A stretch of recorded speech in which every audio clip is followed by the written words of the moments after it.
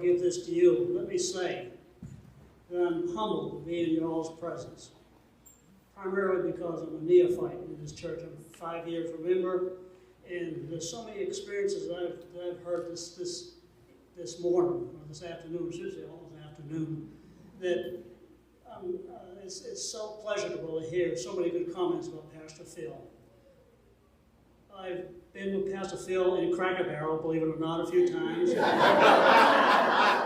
The only place I can meet with him, anyway. Anyway, it's fun to be with him and discuss just personal affairs, business, or whatever may come down the pike, that we want to talk about.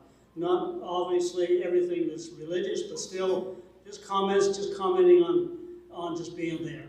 Now, let me say what he does while he's there.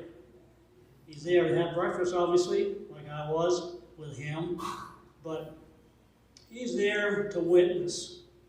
He's a talky-talk witness in Cracker Barrel. He talks to all the waitresses and waiters, and he provides them the gift of Christ in his heart to them.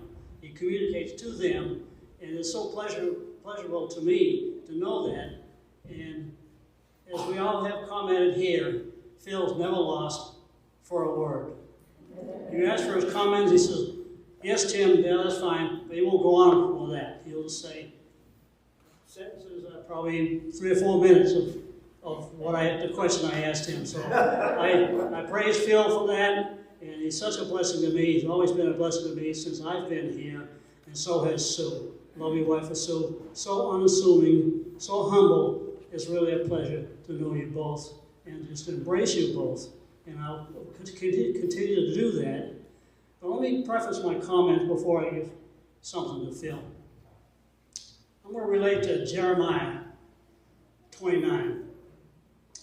And I'm going to preface that in Jeremiah 28, where the Lord of hosts is addressing the Babylonians.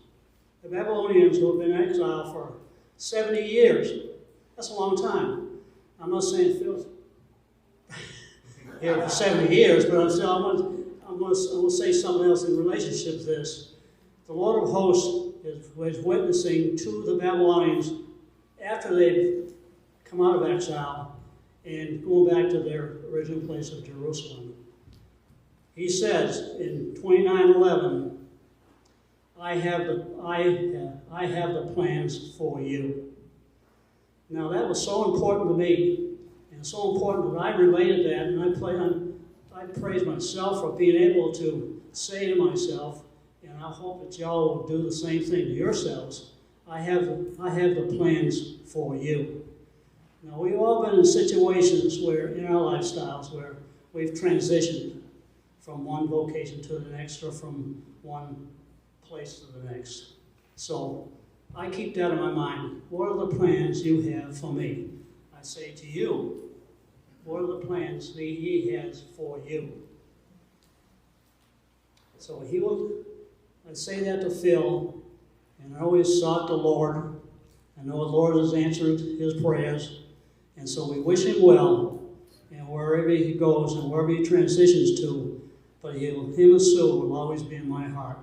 You always have my love. You always have Margaret's love, too.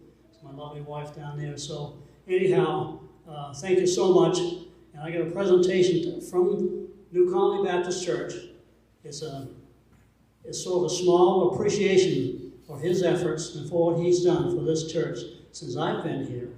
So Phil, I want to present this to you, and you can open that later. Anyhow, let me say that again. Lord, I know the plans you have for me. Verse 29, Jeremiah 29:11. Now let me parenthetically state, in my past years, I'm a retired Air Force veteran of 28 years. But while I was in the Air Force stationed at Hanscom Air Force Base, I taught Sunday school. 5th grade, that was my level, believe it or not. But anyhow, I taught 5th grade. And I said to my students, do you know who Jeremiah was? And one boy raised his hand and says, Jeremiah was a bullfrog. So I've never forgot that. I keep that in my heart, and I give praises to the worship team and all the team that I work with, and I'm humbled by each one of them. I can't even hold a candle to each one of the individuals that are in this church. And I give a big hand to Pastor Phil as he goes on to his next chapter, if you will. It's been said many times, but it's the next chapter in your life. I know you're going to be successful. Thank you so much.